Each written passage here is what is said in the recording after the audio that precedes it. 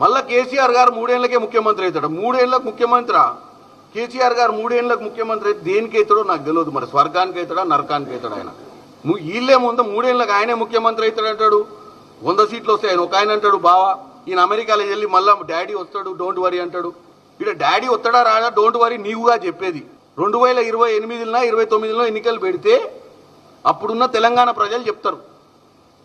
ఎందుకు ఆవేశపడుతున్నారు? రేపు ఎల్లుండో జెడ్పీటీసీ ఎంపీటీసీ సర్పంచ్ ఎన్నికలు జరుగుతాయి కదా, దాంట్లో మ్యాండేట్ తెలుస్తుంది కదా మన చక్కదనం.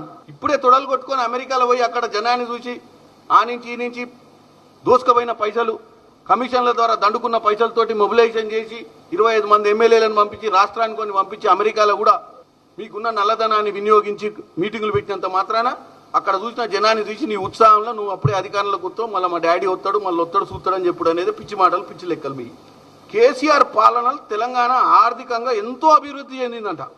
ఏంది అభివృద్ధి చెందింది? నెలకు 7,000 కోట్లు ఓన్లీ మిత్తి కడుతున్నాం.